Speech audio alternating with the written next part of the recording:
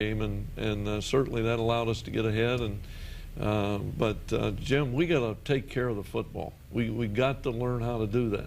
One of the things people talked about doing the game with Frank Beckman from WJR, he said maybe this was a hangover game, that you hadn't fully recovered yet from the Oregon game. Well, I never expected us to come with a great emotional effort. We had expended a lot of emotion in the last two games, but we did expect to play hard, and I think we did. We just, when you turn the football over 4 times, you're just not going to have a great feeling about yourself. We did some very good things offensively, but we've got to learn to take care of the football. I don't know what else to say. I think you've said enough. Well, we'll see. But you're not done just yet. Nope. We got to take a look at the first half highlights, and here's a great run early by Chris Perry. Well, Tim Massaquoy's got a good block, and I like Chris right here at the end of the play, fighting to stay in bounds, gains an extra 10 yards, and we're knocking on the door early in the game, and that's the way you want to start. And here's one that's very disappointing. A touchdown pass, John underthrows. Yeah, John just made a bad throw there. He had Steve wide open and underthrew the football, and they intercept, and of course we got great field position. Our defense does a great job here. Pat Massey had a good game, and we had some guys, Elaine Kashima. Larry Stevens missed the game with an injury, and so we had a lot of guys step up here. And here's the play again, a pass that was dropped and turns into a turnover. Well, on a 3rd down play, you know, it's hard to see exactly what happened. They were in man coverage, the ball deflected off Chris's hands, and now 2 straight possessions, we turn the football over. But here's how you get ahead when you turn the ball over on offense. Well, Jim, what an unbelievable play this is by Steve Breston. He makes a guy miss, makes another guy miss, and you know, the punt was very low. He got the ball quickly, and it's a great individual effort there. 7-0 in the first quarter. At that point, the defense continues to play strong. Had Indiana off balance the entire first quarter. Well, and Indiana had poor field position, and we kept them bottled up, and then we had great field position on offense. Here's Pat Massey coming through with a big sack, and Indiana had a lot of 3rd down and long situations, and our defense really swarmed to the football. And here you are getting the ball to Steve Breston via the end around. Well, there's a new wrinkle there that you know, we think will put some more pressure on the defense. And here on a 3rd down play, we're running for a 1st down, a good hole, and some way Chris has the ball knocked out of there, and our 3rd fumble of the first quarter, 3rd turnover. But the defense steps up, and Jeremy Lesur just anticipated this pass beautifully. Well, we had a zone blitz on there. The corner knew the ball had to come out quickly, and Jeremy made a great break, a great individual effort to get us up 14-0. At that point, you're up 2 touchdowns, and the defense continues to play well. And the thing I like about it is the defense was swarming to the ball. Well, Indiana's an excellent screen team, and they ran a number of screens, and our defense reacted extremely well. Quickly, a lot of people to the football. You see a lot of guys swarming to the football, and that's what you want defensively. Big 3rd and 5 to the tight end Massaquoi, and then you come back and you get Calvin Bell on the reverse. Well, we're, again, Jim, we got a good drive going here. We got great field position. Calvin fighting to stay in bounds there, and we get a 1st down. We get stalled and have to settle, and Garrett Rivas made a very good kick here for a 44-yard field goal. Then they come back and get the ball, and they go on a 4th and 7 at your 31. They decide to go for it, and you get a good play here from your defensive end, Alston. Well, Jeremy made a wonderful read by stopping. He quit rushing the quarterback and tried to get back, got his hand on the ball on 4th down. Our offense now gets the football late in the first half. 3rd and 15, huge conversion, great route, great throw. Well, we've had good protection the entire day, and John stood in there and made a good throw to Jason Avant, comes right back, throws the slant route. This kid fighting for good yardage, running good routes. He gets better every day. And then on a touchdown play, you get Breston from the slot, and John just drops it on a dime. Well, we picked up the blitz there, Jim. Pierre Rembert. And yes, Pierre did a good job, and John made a great throw. And we needed to go into the half with a feeling that we just, to do a good job offensively, we just had to hang on to it. 24-0. Is that the message you gave the team at half, that, hey, guys, it could be a lot bigger lead if we just hold on to the ball? No, that wasn't the message. What Jim. was the message? Well, the message if you was mind a little telling me? irate. Oh, I what was not was? very happy because, you know, I don't ever remember at that stage 4 turnovers in the first 20 minutes of the game. And If anything will get you mad, that'll do it. well, I was very happy with the defense, and we did some good things in the kicking game, but that's not acceptable offensively. All right, when we come back, we'll take a look at the second half. But first, we hear from Steve Breston, who says even in victory, there's still a lot of work left to do. As a team, we just got a lot of work to do. Me personally, I feel I really played a bad game out there, but I just think we just gonna go into practice next week and work hard, and I think we're gonna overcome this.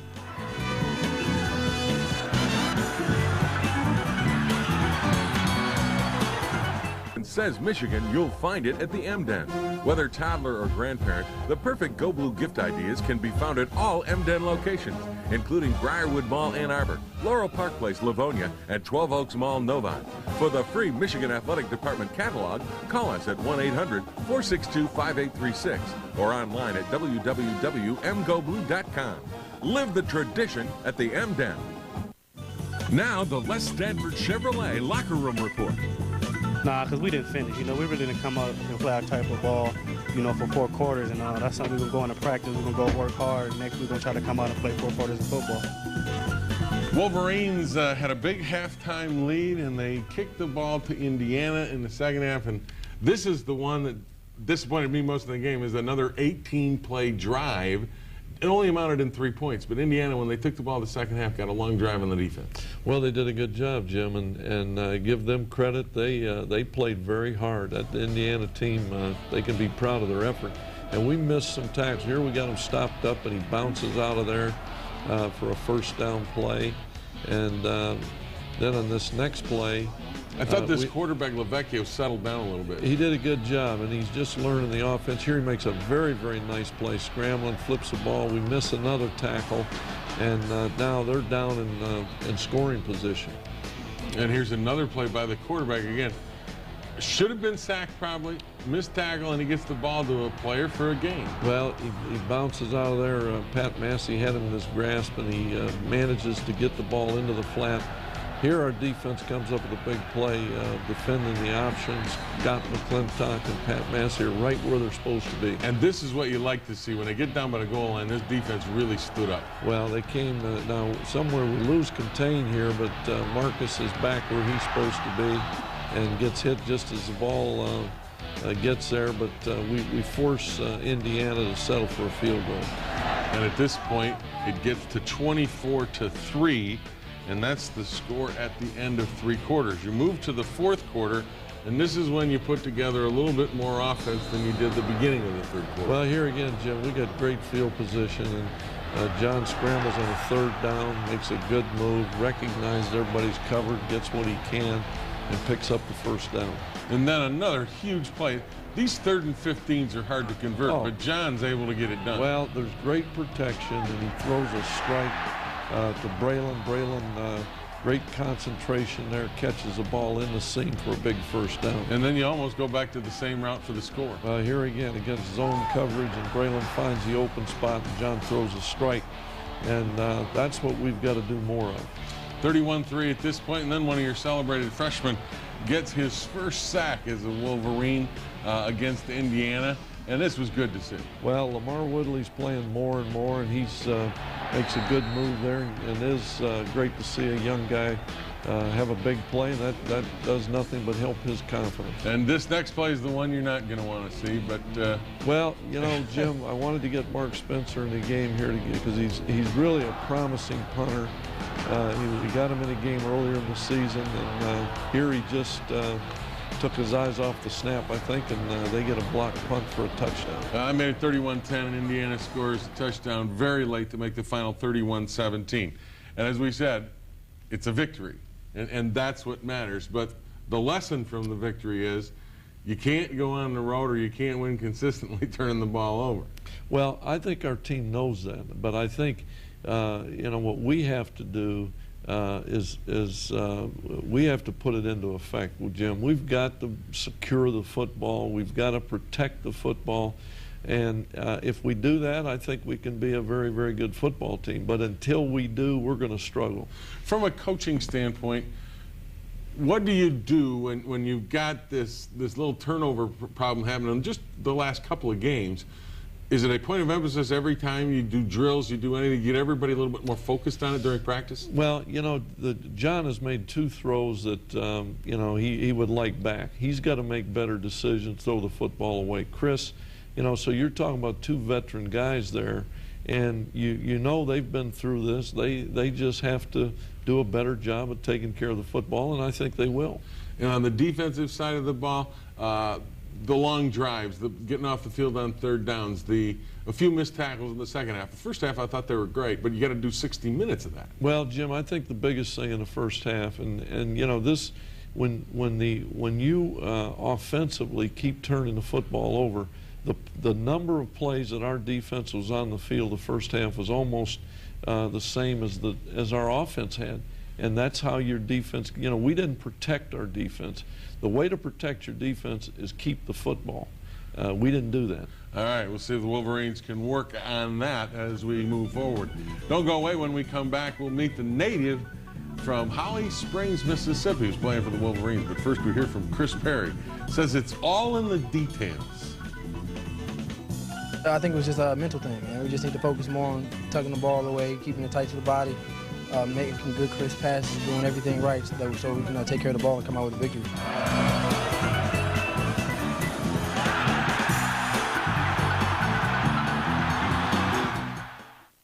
Mike's been...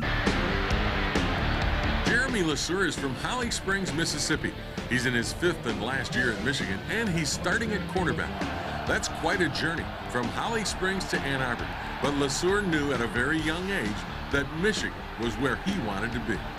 I told my dad I was like, I'm going to Michigan. I want to go to Michigan. And ever since I was a kid, I just wanted to come here.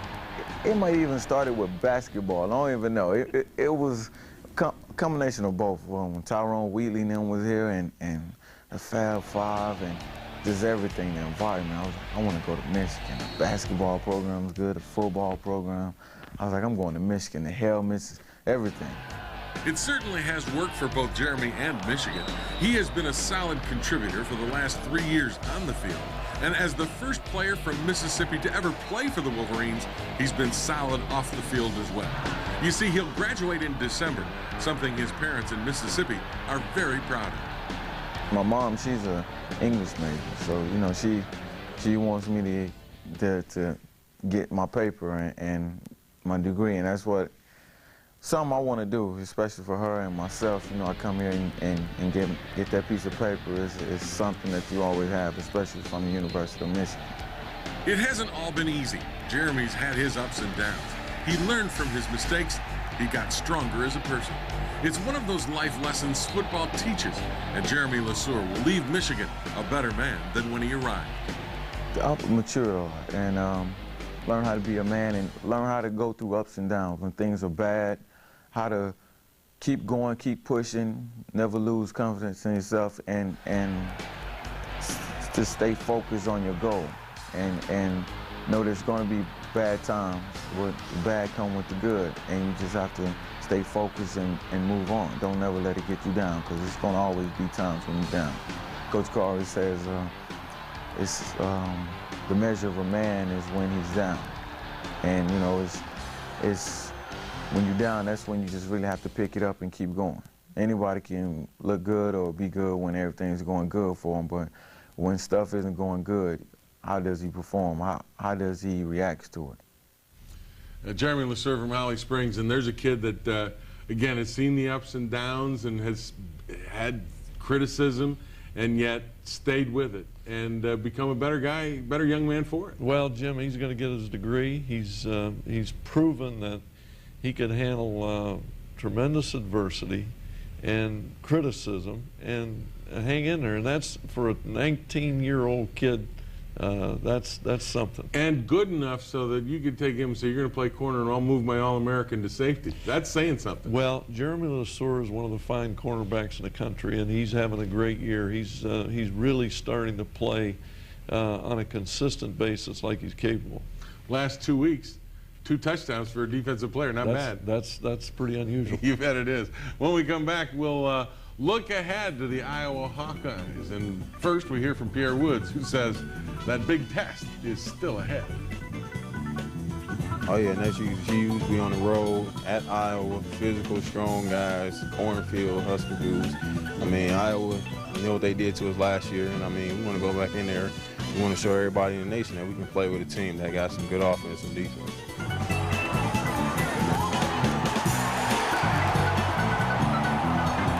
Yeah, it's real big, and that's a crazy place to play out in Iowa. But we're gonna be ready for it. It's gonna be a tough crowd. We gotta have a good week of practice to be ready for it. It's a tough place to play in Iowa. That may be an understatement. Niall Kinnick Stadium is one of those places that is, like you say, a great venue in sports when you're Iowa, but when you're the visitor, you got to buckle it down.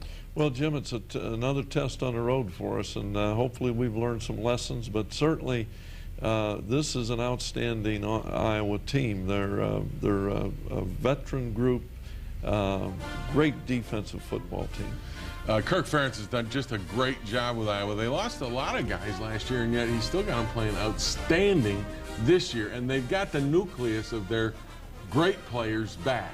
Well, the new guy, Nathan Chandler, is 6'7", 250 pounds, Jim. A big guy. He's got a good like arm. Dante Culpepper, yeah. man. Well, and he's replacing this Banks kid who had such a great year ago. And we know all about Freddie Russell from Romulus, Michigan here, who's averaging over 100 yards a game. And they got another receiver named Ramon Ochoa who can get behind your secondary. Well, a great speed guy, Jim. He leads the Big Ten in punt returns.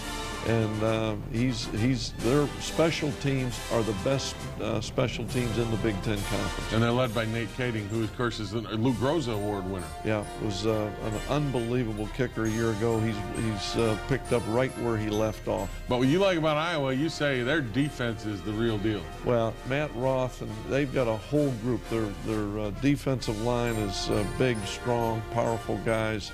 Their linebackers are outstanding. Hodge is great against the run. The guy that big, strong, patrols the middle of the field. And Javon Johnson is their best corner, leads the Big Ten with 3 interceptions. They're a good football team, as we said, and you got to go down in there. And you're coming off a game against Indiana where you got the win, and yet turning it over on the road is even more dangerous, and that's what you've got to stop. Well, thus far in the season, Iowa has played, they lost on Saturday, but they have played to their defense and their special teams. They want to run the football, control the clock, and so if you turn the football over, you're going to have a hard time winning. That's the most important thing that we got to get straightened around. Last year, one of the things you talked about in that game was that you kind of went away from the run a little earlier than you should have, based on some injury personnel decisions. You, I think, are committed to running against anybody and everybody this season. Will that continue? Well, Jim, yeah, I don't think there's any secret that if you can't run the football, and especially if you can't establish some balance, you're going to have a hard time winning these types of games, and maybe any types of game. But Iowa's an outstanding defensive football team. We're going to have to play our best game of the year offensively. When you go into this game and you look at it, overview, what do you have to do against this team? Control the ball, do what they want to do to you? Well, I think we have to do a great job in special teams because Iowa has a potential. They've blocked 2 punts against Iowa State. They've had big return yardage in the punting game, and they've got a great kicker, and their punters playing very well. So to me, it starts with doing a good job in special teams. We're going to have to score some points, and then defensively, we have to do a good job stopping the run, because if you can't stop the run against Iowa, you have no chance to win. Real quickly, the special teams deal, it's a confidence thing, and that's what a coach has to help build in a special team, especially kickers, right? Well, I think, yeah, there's no question. And Adam Finley's a veteran guy. I think Garrett Rivas had a big day on Saturday, made a great field goal there, 44 yards. So he's been in these games, and so it's time to go on the road and try to make some good things happen. Well, we hope so. We hope you join us and see if those good things happen next week against Iowa right here. Join us on Michigan Replay. Michigan Replay.